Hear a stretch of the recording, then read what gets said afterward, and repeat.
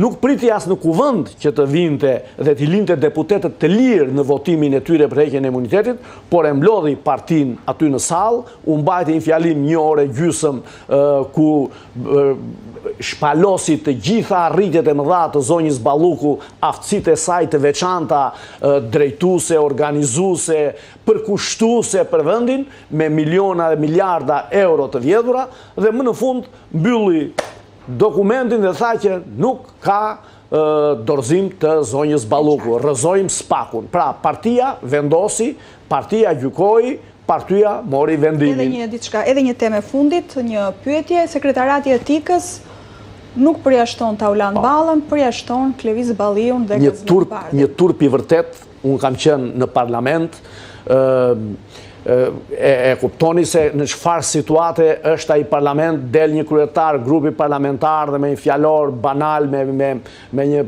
çfarë të them, nuk gjen fjalë për ta përshkruar, duke ju drejtuar një zonje dhe ose të gjitha zonjave, se ku i drejtohesh një zonje, i drejtohesh të gjitha zonjave, me një ofendim të kësaj natyre e pa imagjinueshme, dhe kemi një reagim normal të disa deputetëve për një kolege, absolutisht e qëllimtë. Nuk besoju se ishte momentit ajo, është një nuk mund të vi spontanisht një emërtim i tillë, po është e para përgatitur për të ofenduar, për të fyer dhe për të krijuar, pse jo, gjithmonë problematika brenda në parlament. Dhe një sjellje e tillë të çon deri aty sa mund të humbasësh dhe kontrollin për të pasur dhe përplasje fizike pasaj në parlament. E teproi më pas zoti Balliu që tentoi të shkulte mikrofonin Tauland Ballës? Për mua ka bërë pak, jo se vajti për të shkullur mikrofonin, patjetër që mikrofoni duhet t'i hiqej atij zotërie,